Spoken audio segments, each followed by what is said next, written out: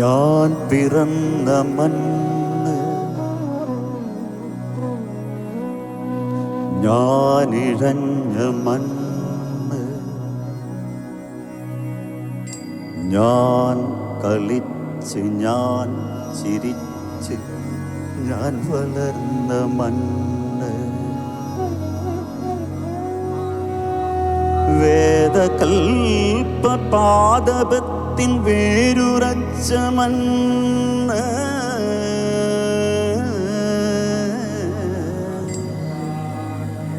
ധ്യാനശക്തി ജ്ഞാനശക്തി ഞാനറിഞ്ഞ മണ്ണ്, പഞ്ചമാതൃഭക്തി ഭാവമുജ്വലിച്ച മണ്ണ്, മർത്യരെ അമർത്യരായി ഉയർത്തെടുത്ത മണ്ണ്, എന്റെ മണ്ണിതാനിതിന്റെ പുണ്യമെന്തു ചൊല്ലുക, എന്റെ മണ്ണിൽ അന്യരില്ല അനൈക്യമില്ലൊരിക്കലും, ഞാൻ പിറന്ന മണ്ണ്, ഞാനിഴഞ്ഞ മണ്ണ്, ഞാൻ കളിച്ച് ഞാൻ ചിരിച്ച് ഞാൻ വളർന്ന മണ്ണ്.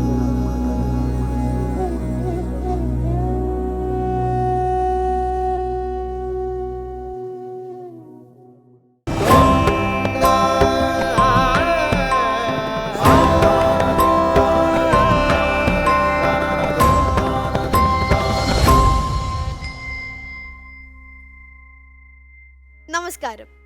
അറിവിന്റെ ഉത്സവവേദിയായ ശ്രേഷ്ഠ ഭാരതം ഞാൻ പിറന്ന മണ്ണിലേക്ക് ഏവർക്കും സ്വാഗതം.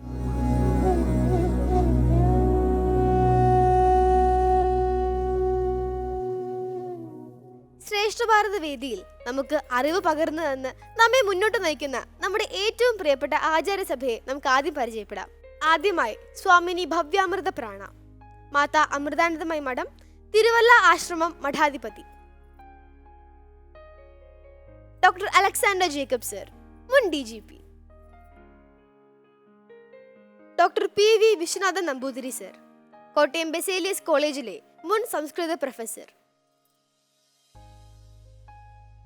ഡോക്ടർ ലക്ഷ്മി ശങ്കർ, സംസ്കൃത വിഭാഗ അധ്യക്ഷ, ശ്രീകൃഷ്ണ കോളേജ്, ഗുരുവായൂർ. ടീച്ചറെ, ഇത് ചിൽഡ്രൻസ് ഡേ അല്ലേ? അതെ, നമുക്കൊക്കെ കുട്ടിക്കാലം മുതലേ ഏറ്റവും നല്ല ഓർമ്മകളാണ് ജവഹർലാൽ നെഹ്റുവിന്റെ ജന്മദിനം, ശിശുദിനം. നമ്മളൊക്കെ ആ വേഷമൊക്കെ കെട്ടി സ്കൂളിൽ പോകുന്നതും പ്രസംഗിക്കുന്നതും ഒക്കെ. പക്ഷെ എനിക്കെപ്പോഴും ശിശുദിനത്തെ പറ്റി ഓർക്കുമ്പോൾ തോന്നാറുള്ളത്, ഒരു വ്യക്തി രൂപപ്പെടുന്ന പ്രായമാണ് അദ്ദേഹത്തിന്റെ ശിശുപ്രായം. അപ്പോൾ അദ്ദേഹത്തിന്റെ ചിന്തകളും ആ വ്യക്തിയുടെ ചിന്തകളും ആശയങ്ങളും ഒക്കെ രൂപപ്പെട്ടു വരുന്ന ഒരു കാലമാണ്. അതിന് നമ്മൾ അങ്ങനെ വെറും കുട്ടി എന്ന് പറഞ്ഞ് കരുതരുത്. ഒരു വ്യക്തി നമ്മുടെ വീട്ടിൽ രൂപപ്പെടുകയാണ്. ആ വ്യക്തിക്ക് വേണ്ട ആദരവും ആ വ്യക്തിയെ രൂപപ്പെടുത്തുന്നതിന് വേണ്ട പരിസരങ്ങളും ഒരുക്കാൻ ഒരു കുടുംബം തന്നെ ശ്രദ്ധിക്കണമെന്നാണ് എനിക്ക് എപ്പോഴും ശിശുദിനത്തിൽ തോന്നാറുള്ളത്. അപ്പോൾ ശിശു എന്ന നിലയിൽ ഒരു വ്യക്തിയാണ്, നമ്മുടെ സമൂഹത്തിന് നല്ലൊരു വ്യക്തിയെ കൊടുക്കാൻ നമ്മളും തയ്യാറാവണം ഈ ശിശുദിനത്തിൽ. തീർച്ചയായിട്ടും ടീച്ചറെ. അപ്പൊ ശിശുദിനം ആയതുകൊണ്ട് ഇന്നത്തെ നമ്മുടെ അധ്യായത്തിനൊരു സ്പെഷ്യാലിറ്റി ഉണ്ട്. നമ്മളിന്ന് ചർച്ച ചെയ്യാൻ പോകുന്നത് തന്റെ 15ാമത്തെ വയസ്സിൽ ഭഗവത്ഗീതയ്ക്ക് വ്യാഖ്യാനം എഴുതിയ സന്ത് ജ്ഞാനേശ്വർ എന്ന വ്യക്തിയെക്കുറിച്ചാണ്. നമുക്ക് ഏവർക്കും അറിയാവുന്ന ഒരു വ്യക്തിയാണല്ലോ അദ്ദേഹം. അപ്പോൾ അദ്ദേഹത്തിനെ കുറിച്ചുള്ള ഒരു പ്രഭാഷണമാണ് അടുത്തതായി ശ്രേഷ്ഠ ഭാരത വേദിയിൽ അരങ്ങേറാൻ പോകുന്നത്. ഈ പ്രഭാഷണം അവതരിപ്പിക്കാനായി ഇന്ന് ശ്രേഷ്ഠ ഭാരത വേദിയിലേക്ക് എത്തുന്നത് തൃശൂർ ചേർപ്പ് CNN GHSൽ നിന്നും ശിവാനിയാണ്. തൃശൂർ ചേർപ്പ് CNN ഗേൾസ് സ്കൂളിലെ 6ാം ക്ലാസ് വിദ്യാർത്ഥിനിയായ ശിവാനിയാണ് ഇന്ന് വചനാമൃതത്തിലൂടെ നമുക്ക് മുമ്പിൽ വരുന്നത്. പാഠ്യവിഷയങ്ങളിൽ ഉന്നത വിജയം കൈവരിക്കുന്ന ശിവാനി നൃത്തവും ചിത്രരചനയും അഭ്യസിക്കുന്നുണ്ട്.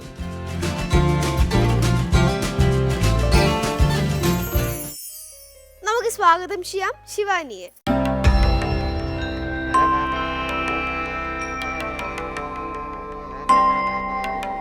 നമസ്കാരം ശിവാനി. നമസ്കാരം. ഞാൻ ശിവാനി ആട്ടോ. അപ്പൊ രണ്ടുപേരും ശിവാനി. എത്ര പഠിക്കുന്ന ശിവാനി? 6ല്. 6ലാണല്ലേ? ഇതിനു മുമ്പ് പ്രഭാഷണം ചെയ്തിട്ടുണ്ടോ? ഇല്ല. ഇല്ല. അപ്പൊ എങ്ങനെയാണ് ഇതിനെ പറ്റി അറിവ്? വീട്ടിൽ ആരൊക്കെ ഉണ്ട്? അമ്മയും അച്ഛനും എൻ്റെ അനിയനും മുത്തശ്ശനും മുത്തശ്ശി. മുത്തശ്ശനും മുത്തശ്ശിയും. അപ്പൊ മുത്തശ്ശനും മുത്തശ്ശിയാണ് ഇതിനെപ്പറ്റി പുരാണ കഥകളൊക്കെ പറഞ്ഞു തരാറ്? ആ ആണ് അല്ലേ? അല്ലാണ്ട് വായിക്കാറുണ്ടോ പുരാണ പുസ്തകങ്ങളൊക്കെ? ആ വായിക്കാറുണ്ട് അല്ലേ? അപ്പൊ പ്രഭാഷണം ചെയ്യാൻ അറിയാമായിരിക്കുമല്ലോ. ആ ഏറെക്കുറെ. അപ്പൊ ഇന്ന് എന്താണ് പ്രഭാഷണം ചെയ്യാൻ പോകുന്ന വിഷയം? എന്താണ്? സന്ത് ജ്ഞാനേശ്വരനെ കുറിച്ചിട്ട്. ജ്ഞാനേശ്വരിയുടെ അനുഭവ തലങ്ങൾ നമുക്ക് ആരംഭിച്ചാലോ എന്നാ? ശ്രേഷ്ഠ ഭാരതം, ഞാൻ പിറന്ന മണ്ണിൽ. അടുത്തതായി നമുക്ക് ആരംഭിക്കാം വചനാമൃതം.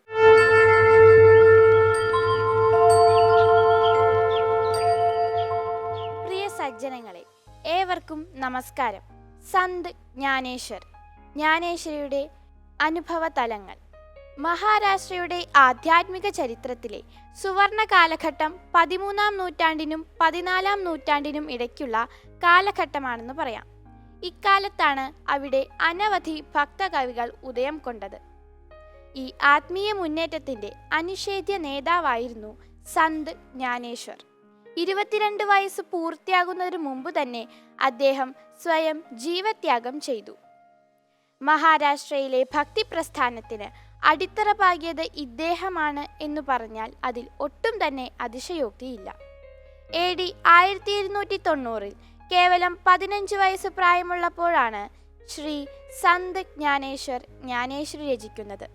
700 ശ്ലോകങ്ങളുള്ള ഭഗവത്ഗീതയെ ഓവിവൃത്തത്തിലുള്ള 9000-ൽ പരം ശ്ലോകങ്ങളിലായി അദ്ദേഹം വ്യാഖ്യാനിച്ചു.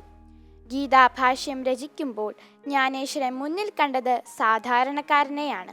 അതുകൊണ്ടു തന്നെ വളരെ ലളിതവും മധുരവുമായ ഭാഷ അദ്ദേഹം പ്രയോഗിച്ചു. വിശുദ്ധമായ ഭക്തിസങ്കല്പമാണ് ജ്ഞാനേശ്വരൻ്റേത്. കടൽ മുഴുവൻ മഷിയാണെങ്കിൽ അതിലെ അവസാന തുള്ളി വരെ എടുത്തെഴുതിയാലും ഈശ്വരൻ്റെ മഹിമാതിശയം പൂർണ്ണമായി പ്രകാശിപ്പിക്കാനാവില്ല എന്ന് തോന്നും ജ്ഞാനേശ്വരിയിലെ വർണ്ണന കാണുമ്പോൾ.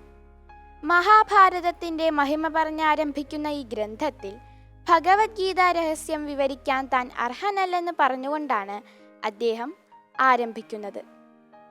ഒരു കുളക്കോഴി അതിൻ്റെ കൊക്കുകൊണ്ട് സമുദ്രത്തിൻ്റെ ആഴം അളക്കാൻ ശ്രമിക്കുന്നത് പോലെയാണ് അനഭിജ്ഞനായ തൻ്റെ ശ്രമം എന്ന് അദ്ദേഹം പറയുന്നു.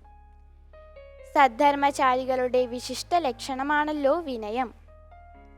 ജ്ഞാനേശ്വരിയിൽ കാണാവുന്ന മറ്റൊരു സവിശേഷത, ആരും തന്നെ പ്രയോഗിച്ചിട്ടില്ലാത്ത ധാരാളം ഉപമകൾ അതിൽ ഉണ്ട്. ഒരായുധം കൊണ്ട് നിഴലിനെ പ്രഹരിച്ചാൽ ശരീരത്തിന് പരിക്കേൽക്കുമോ? ശരീരം നശിക്കുമ്പോൾ ആത്മാവ് നശിക്കുന്നില്ല എന്ന് കാണിക്കുകയാണ് ഈ ഉപമയിലൂടെ. കം ഘാതയതി ഹന്തികം എന്ന ഗീതാവാക്യം വ്യാഖ്യാനിക്കുന്ന വേളയിലാണ് അദ്ദേഹം ഈ ഉപമ പ്രയോഗിച്ചത്. ഇത്തരം പ്രയോഗങ്ങൾ അനുവാചകന്റെ ബോധമണ്ഡലത്തെ തട്ടി ഉണർത്താൻ പോന്നവയാണ്. ഈ മഹാത്മാവ് ജ്ഞാനേശ്വരിയുടെ ഭക്തിക്ക് ഊന്നൽ കൊടുത്ത് കർമ്മത്തെ വിലയിരുത്തി ജ്ഞാനത്തിന്റെ മഹിമയെ വെളിപ്പെടുത്തുകയാണ് ചെയ്തിട്ടുള്ളത്. ഭക്തിമാർഗം അവലംബിച്ചിട്ടുള്ള ആർക്കും ഈ കൃതി ഒരു വഴികാട്ടിയാണ്. നിങ്ങൾക്കേവർക്കും ജ്ഞാനേശ്വരിയാകുന്ന സോപാനത്തിലൂടെ ഗീതാമൃതധാര ചൊരിയുന്ന ശ്രീകൃഷ്ണ പരമാത്മാവിൻ്റെ ശ്രീകോവിലണയാൻ സാധിക്കുമാറാകട്ടെ. നന്ദി, നമസ്കാരം.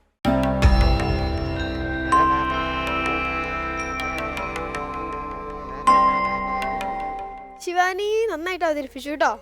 നല്ല രസമുണ്ടായിരുന്നു. സ്ക്രിപ്റ്റ് ഒക്കെ ആരാ ചെയ്തെന്നേ? അമ്മ ചെയ്തിരുന്നു അല്ലേ? നന്നായിട്ടുണ്ട്. അപ്പോൾ നമുക്ക് ഈ ഒരു വിഷയത്തെ കുറിച്ചിട്ട് നമ്മുടെ ആചാര്യസഭയ്ക്ക് എന്താണ് പറയാനുള്ളതെന്ന് കേൾക്കാമല്ലേ? ശ്രേഷ്ഠ ഭാരതം, ഞാൻ പിറന്ന മണ്ണിൽ. അടുത്തതായി നമുക്ക് ആരംഭിക്കാം സംവാദാമൃതം.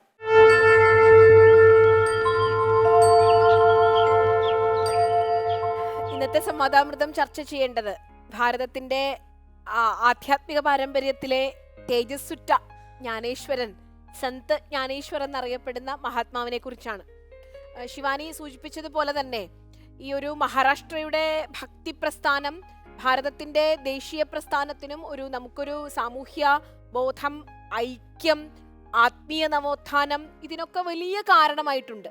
ഏകനാഥ്, നാമദേവ്, ജ്ഞാനേശ്വർ ഇങ്ങനെ ഭക്തിപ്രസ്ഥാനത്തെ സമ്പന്നമാക്കിയ ധാരാളം ആചാര്യന്മാർ അതൊരു ജനങ്ങളുടെ ഇടയിലേക്ക് ചെന്നുകൊണ്ട് ഒരുപക്ഷെ ഉപനിഷത്തിന്റെയും വേദങ്ങളുടെയും ആശയഗരിമ സംസ്കൃതത്തിന്റെ പാരമ്പര്യത്തിലായിരുന്നെങ്കിൽ ജനങ്ങളോട് അവരുടെ ഹൃദയത്തോട് സംവദിച്ചുകൊണ്ട് ജനങ്ങളിലേക്ക് ഇറങ്ങിച്ചെന്ന് ജനമാനസ പരിവർത്തനത്തിലൂടെ ഒരു വലിയ സാമൂഹ്യ നവോത്ഥാനം, ആത്മീയ നവോത്ഥാനം ഉണ്ടാക്കാൻ മഹാരാഷ്ട്ര കേന്ദ്രീകരിച്ചുള്ള ഭക്തി പ്രസ്ഥാനത്തിന് സാധിച്ചിട്ടുണ്ട്. അതിന് മുന്നിൽ നിന്നുകൊണ്ട് സന്ത് ജ്ഞാനേശ്വരന്റെ പ്രവർത്തനങ്ങൾ നമുക്ക് മനസ്സിലാക്കാൻ സാധിക്കും. നമ്മൾ ഇതിൽ നിന്നും അദ്ദേഹത്തെ പഠിക്കുമ്പോൾ നാം തിരിച്ചറിയേണ്ടത് അദ്ദേഹത്തിന്റെ പ്രവർത്തനങ്ങളുടെ കേന്ദ്രമായ ആളിന്തി, അദ്ദേഹത്തിന്റെ ജന്മസ്ഥലത്തൊക്കെ നമുക്ക് ഇന്നും സന്ദർശിക്കാം. വലിയ തീർത്ഥാടന കേന്ദ്രമാണത്. അവിടെയൊക്കെ ചെല്ലുമ്പോൾ നമുക്ക് മനസ്സിലാവുന്നത് ഒരു വ്യക്തി രൂപപ്പെട്ടു വരുന്ന സാഹചര്യം. വിഠൽ പന്ത് എന്ന് പറയുന്ന ഒരു ജ്ഞാനിയായ വ്യക്തിയുടെ മകനായിരുന്നു ഇദ്ദേഹം. 4 മക്കൾ, നിർവൃത്തിനാഥ്, ജ്ഞാനേശ്വർ, അങ്ങനെ അദ്ദേഹത്തിന്റെ 4 മക്കളും ജ്ഞാനികളായ ആളുകളായിട്ടാണ് വളർന്നത്. അപ്പോൾ ആ അച്ഛനമ്മമാരിൽ നിന്നും കിട്ടിയ ഒരു പാരമ്പര്യം ജ്ഞാനേശ്വരനുണ്ട്. നമുക്ക് ജ്ഞാനേശ്വരിയുടെ അനുഭവ തലങ്ങൾ എന്നാണ് നമ്മൾ ഇന്ന് വിഷയത്തിന് ഈ പേര് കൊടുത്തത്. അതിൽ നിന്ന് നമുക്ക് മനസ്സിലാക്കാൻ സാധിക്കുന്നത് ജ്ഞാനേശ്വരി ഒരിക്കലും ഒരു പണ്ഡിതോചിതമായ പാണ്ഡിത്യമൊക്കെ പ്രകടിപ്പിക്കാനുള്ള ഒരു കൃതിയല്ല. മറിച്ച് ഹൃദയത്തിന്റെ അഗാധതയിൽ ഭഗവത്ഗീതയെ അറിഞ്ഞ് അനുഭവിച്ച അനുഭവ തലങ്ങളാണ് ജ്ഞാനേശ്വരി എന്ന ഭഗവത്ഗീത വ്യാഖ്യാനത്തിൽ കാണുന്നത്. ദേശീയ മുന്നേറ്റ പ്രസ്ഥാനങ്ങളിലൊക്കെ ഭഗവത്ഗീത എപ്പോഴും ശക്തമായ ഒരു ചിന്ത കൊടുത്തിട്ടുണ്ട്. പ്രത്യേകിച്ചും ഗാന്ധിജിയും ലോകമാന്യ ബാലഗംഗാധര തിലകനും വിനോബാ ഭാവേയും ഒക്കെ ഭഗവത്ഗീതയ്ക്ക് വ്യാഖ്യാനങ്ങൾ എഴുതിയിട്ടുണ്ട്. പക്ഷെ അതിൽ നിന്നൊക്കെ വ്യത്യസ്തമായി ശങ്കരാചാര്യരെ പോലെയുള്ള ജ്ഞാനപരമായ വ്യാഖ്യാനങ്ങളിൽ നിന്നൊക്കെ വ്യത്യസ്തമായിട്ട് ജ്ഞാനേശ്വരിയുടെ പ്രത്യേകത അത് ഓരോ വ്യക്തിയുടെയും ഹൃദയത്തോട് ചേർന്ന് നിൽക്കുന്നു. ജ്ഞാനേശ്വരന്റെ ഒരു അത്ഭുതകരമായ അനുഭവങ്ങൾ, നമ്മളെ ശങ്കരാചാര്യർ 16-ാം വയസ്സിൽ ഭാഷ്യം എഴുതി എന്ന് കേട്ടിട്ടില്ലേ? അതുപോലെ തൻ്റെ ചിന്തയുടെ യുവത്വത്തിലേക്ക് പ്രവേശിക്കുന്ന 15-ാമത്തെ വയസ്സിൽ ജ്ഞാനേശ്വരി എന്ന ഒരു അത്യത്ഭുതകരമായ കൃതി, ഒപ്പം അമൃതാനുഭവം എന്നൊക്കെ പറയുന്ന അദ്ദേഹത്തിന്റെ കൃതികളുണ്ട്. അപ്പോ 15 വയസ്സിൽ ഒരു കുട്ടി പണ്ഡിതനായിട്ടല്ല കൃതി എഴുതുന്നത്, മറിച്ച് അദ്ദേഹത്തിന്റെ ഹൃദയത്തിലുണ്ടായ ജ്ഞാനാനുഭവത്തെയാണ് അദ്ദേഹം ജ്ഞാനേശ്വരിയിലൂടെ പ്രകടിപ്പിച്ചത്. അത് ഇന്നും മലയാളത്തിലും പരിഭാഷകൾ ഇറങ്ങിയിട്ടുണ്ട്. അതിൻ്റെ വായന, അതിൻ്റെ മനനം ഇന്നും നമുക്കൊരു വലിയ സാധനയാണ്, അനുഭവമാണ്. അദ്ദേഹത്തിന്റെ ജീവിതത്തിലെ പല അത്ഭുതാനുഭവങ്ങളും ഒരു യാഥാസ്ഥിതിക സമൂഹത്തിന്റെ വലിയ എതിർപ്പ് ജ്ഞാനേശ്വരന് നേരിടേണ്ടി വന്നിട്ടുണ്ട്, അദ്ദേഹത്തിന്റെ കുടുംബത്തിന് നേരിടേണ്ടി വന്നിട്ടുണ്ട്. അപ്പോൾ അദ്ദേഹം ഈ തൻ്റെ പ്രഭാഷണങ്ങളൊക്കെ നടത്തുമ്പോഴേക്കും ഈ പണ്ഡിതന്മാരൊക്കെ അദ്ദേഹത്തെ കളിയാക്കി, വലിയ ബ്രാഹ്മണ പണ്ഡിതന്മാരൊക്കെ കളിയാക്കി. അപ്പോൾ ഈ പോത്തിനെ കൊണ്ട് വേദം ചൊല്ലിക്കാമെങ്കിൽ ഞങ്ങൾ അങ്ങേ വിശ്വസിക്കാമെന്ന് പറഞ്ഞപ്പോൾ അദ്ദേഹം തൊഴുതുകൊണ്ട് ആ ജീവിയോട് ഭഗവാനെ അവിടുന്ന് വേദങ്ങൾ ചൊല്ലുമോ എന്ന് ചോദിച്ചു. ആ ജീവി വേദങ്ങൾ ചൊല്ലി എന്നാണ് കഥ പറയുന്നത്. ഒരു കഴുതയുടെ ശരീരത്തിൽ ഏൽപ്പിച്ച അടി, അതിന്റെ മുറിപ്പാടുകൾ ജ്ഞാനേശ്വരന്റെ ശരീരത്തിൽ വന്നു അത്രേ. എന്തായാലും 23 വയസ്സിനുള്ളിൽ തനിക്ക് ചെയ്യാനുള്ളതെല്ലാം ചെയ്തു വെച്ച് ഒരു അത്ഭുതകരമായ ജീവിതം നയിച്ച് ഇന്നും ആദരവോടെ അദ്ദേഹം എഴുതിയ ആയിരക്കണക്കിന് അഭംഗുകൾ ജനങ്ങളുടെ മനസ്സിൽ ഭക്തിയുടെ ഒരു ആന്തോളനം സൃഷ്ടിക്കാൻ സാധിച്ചിട്ടുണ്ട്. ആ അഭംഗുകളിലൂടെയൊക്കെയാണ് നാം ഇന്നും ജ്ഞാനേശ്വർ എന്ന ഒരു മഹാത്മാവിനെ തിരിച്ചറിയുന്നത്. സ്വാമിനിയമ്മ എങ്ങനെയാണ് ഒരു ആധ്യാത്മിക ജീവിതത്തെ രൂപപ്പെടുത്തുമ്പോൾ ജ്ഞാനേശ്വരനെ പോലെയുള്ള വ്യക്തികൾ സ്വാധീനിച്ചത്? സന്ത് ജ്ഞാനേശ്വരൻ്റെ കൃതിയായ ജ്ഞാനേശ്വരിയിൽ കൂടെ നമ്മൾ കടന്നു പോകുമ്പോൾ നമ്മൾ പറഞ്ഞതുപോലെ അദ്ദേഹത്തിൻ്റെ ഉപമകളും വർണ്ണനകളും കാണുമ്പോൾ നമുക്ക് എന്തൊരു സാധാരണ ഗീതാവ്യാഖ്യാനത്തിൽ നിന്നും വളരെ വ്യത്യസ്തമായിട്ടാണ് തോന്നുന്നത്. അതിലൊരു ഉപമ പറയുന്നത്, അതായത് ഭഗവത്ഗീതയുടെ വ്യാഖ്യാനമാണല്ലോ ജ്ഞാനേശ്വരി.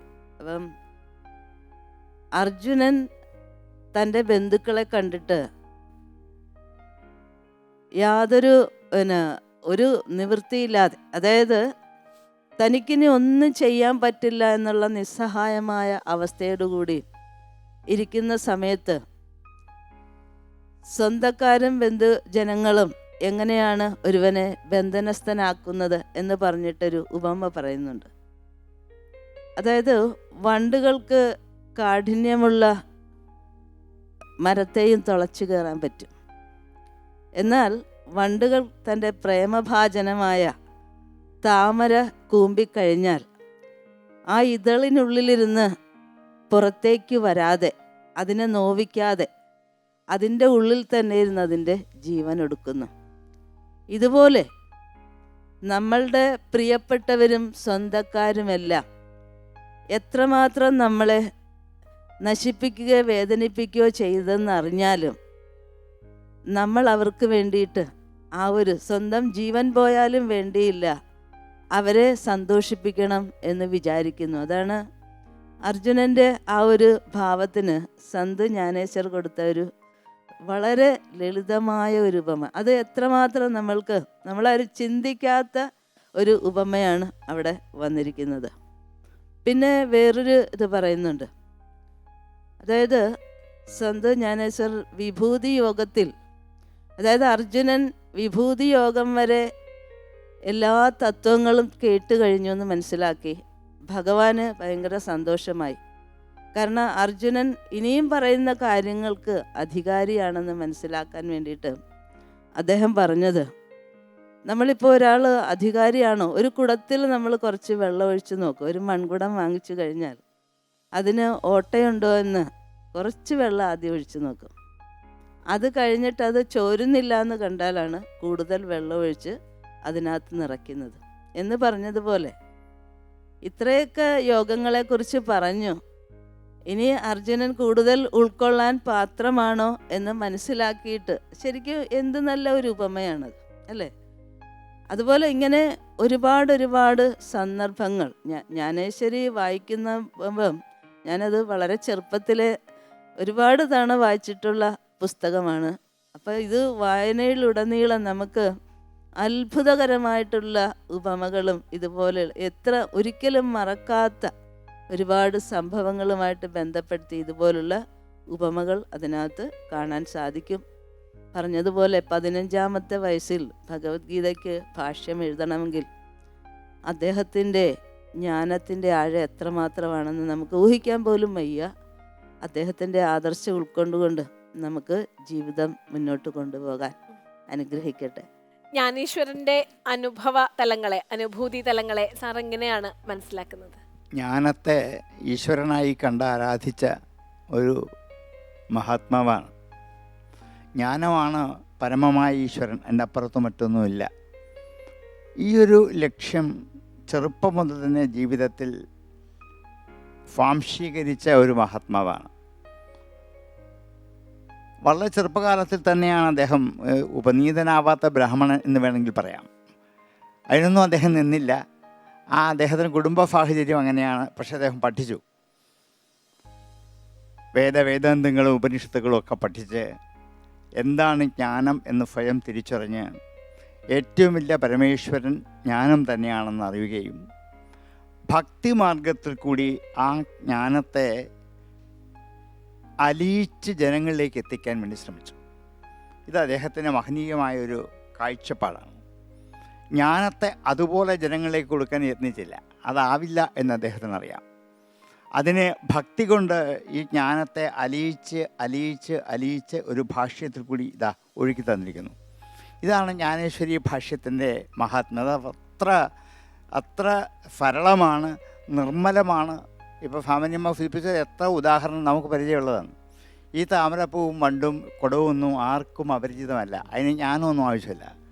ഇതല്ലാതെ തന്നെ നമുക്കറിയാൻ പറ്റും. ഇങ്ങനെ നിത്യജീവിതത്തിലേക്ക് ജ്ഞാനത്തെ ഇറക്കിക്കൊണ്ടുവരാൻ ഉപയോഗിച്ച ഒരു മഹനീയമായ വഴിയാണ് ജ്ഞാനേശ്വരി ഭാഷ്യം. ആ വഴി കൂടി സഞ്ചരിച്ചു പോകുമ്പോഴാണ് അതിൻ്റെ മാധുര്യം, ഭക്തിയുടെ മാധുര്യം.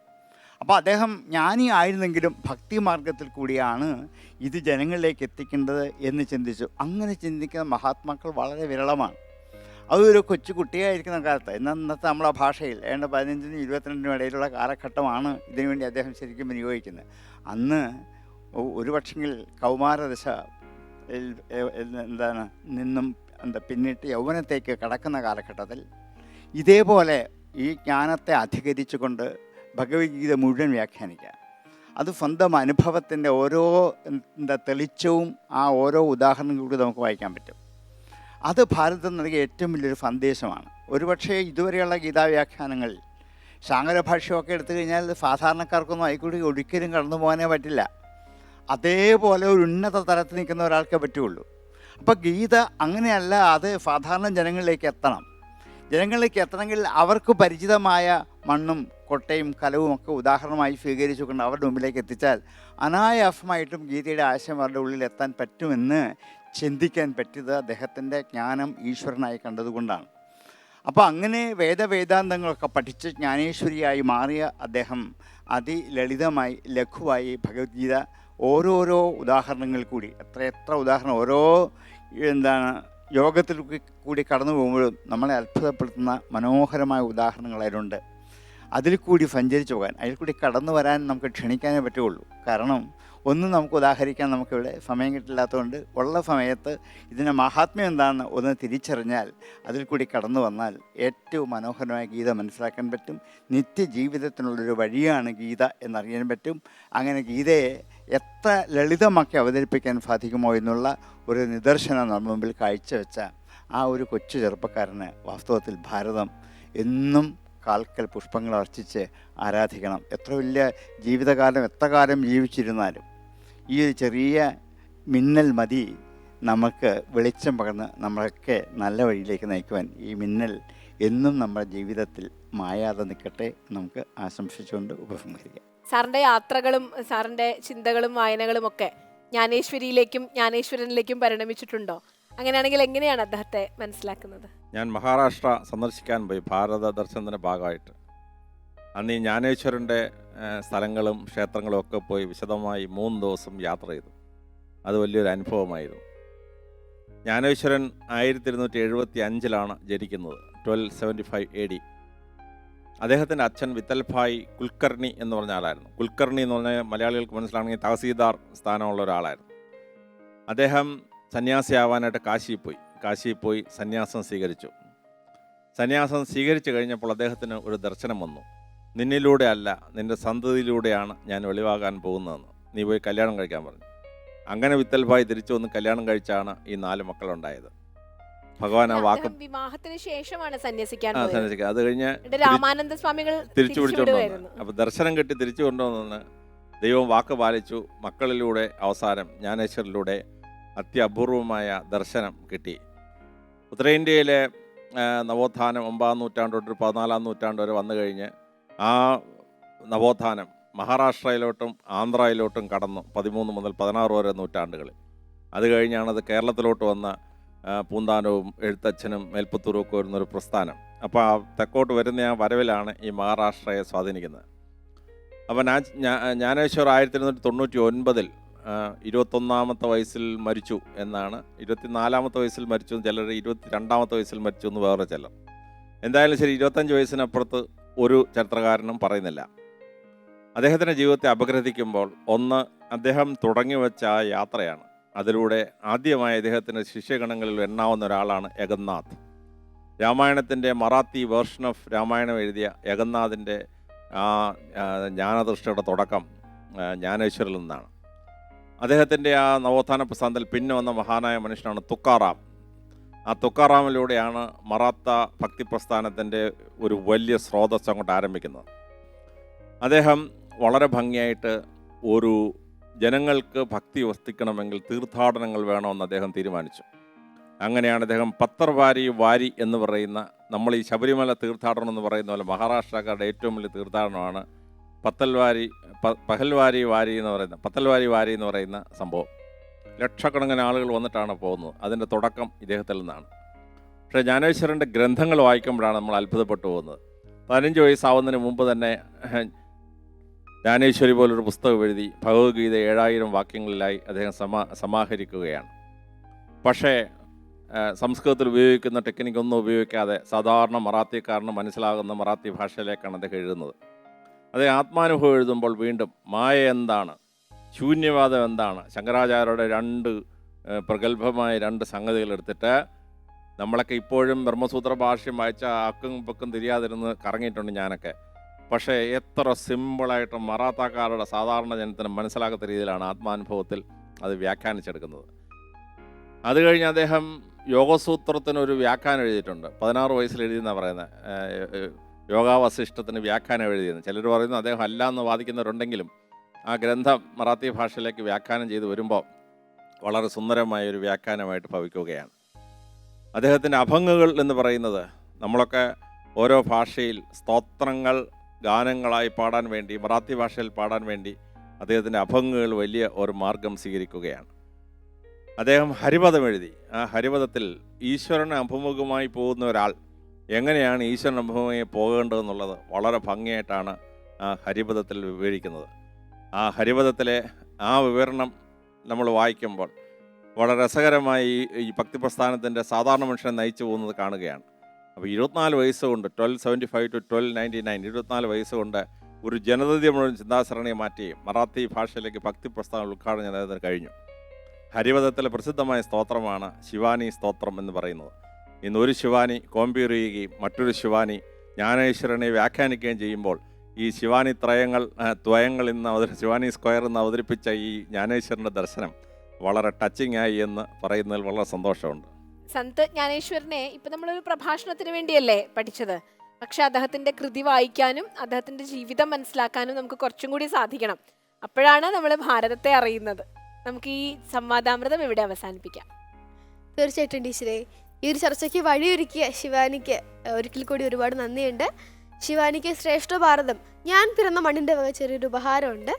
വിശ്വനാഥൻ സാറിൻ്റെ കയ്യിൽ നിന്ന് സർട്ടിഫിക്കറ്റ് വാങ്ങിക്കോളൂ.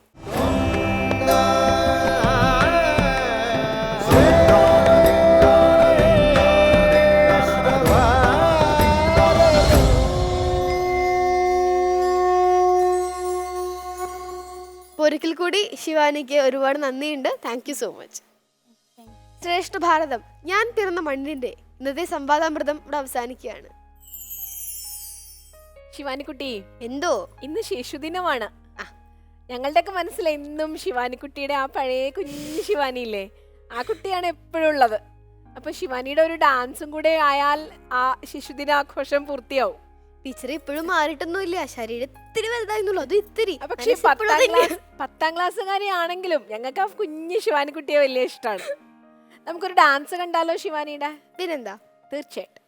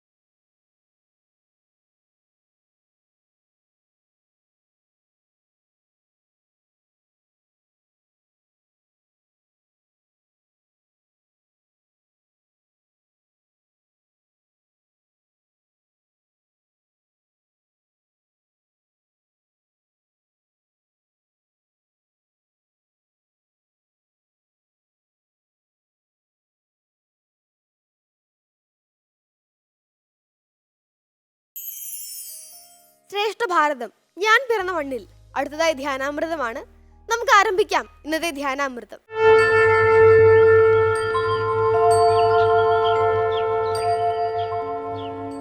ഓം അമൃതേശ്വരിയായി നമഃ. അവരവരുടെ ഇരിപ്പിടങ്ങളിൽ നട്ടെല്ല് നിവർത്തി കണ്ണുകൾ അടച്ചിരിക്കുക. ശ്വാസത്തിൽ ശ്രദ്ധ കേന്ദ്രീകരിക്കുക. സാധാരണഗതിയിൽ ശ്വാസം എടുക്കുകയും വിടുകയും ചെയ്യുക. ബോധപൂർവം സ്വയം അറിഞ്ഞ് ശ്വസിക്കുക. ശ്വാസഗതിയുടെ താളം ശ്രദ്ധിക്കുക.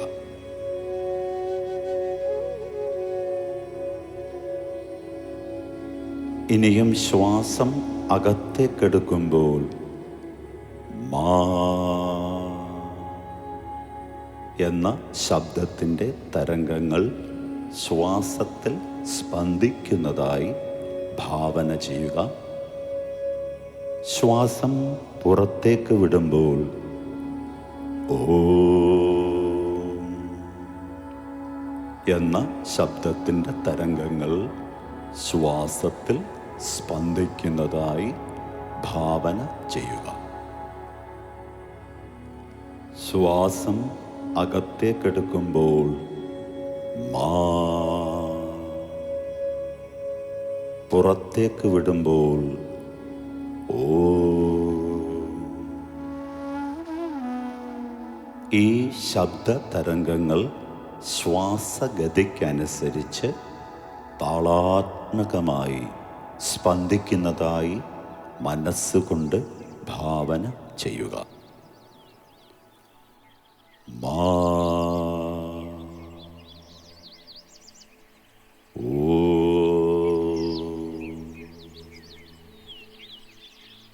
മാ, ഓ,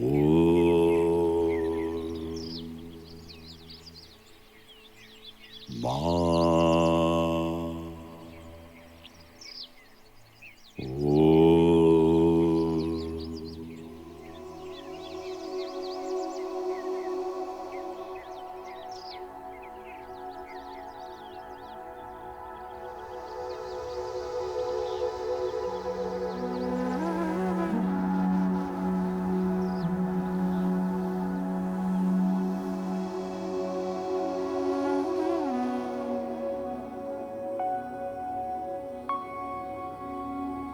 ക്രമേണ മാ, ഓം എന്നീ ശബ്ദ തരംഗങ്ങൾ പൂർണ്ണമായും നിലയ്ക്കുന്നു. ചിന്തകളും വികാര വിചാരങ്ങളും ഇല്ലാത്ത ഒരു അവസ്ഥയിൽ മനസ്സ് ലയിക്കുന്നു.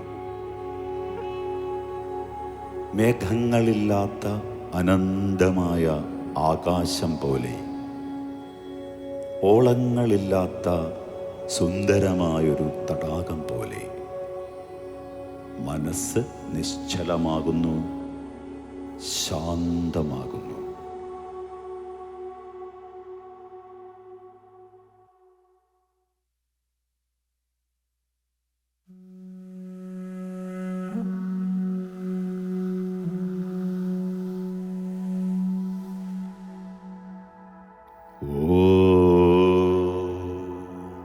ലോകാഃ സമസ്താഃ സുഖിനോ ഭവന്തു.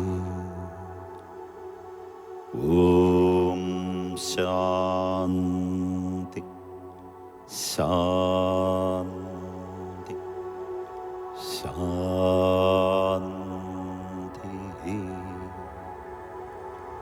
ഓം ശ്രീ ഗുരുഭ്യോ നമഃ. ഹരി ഓം.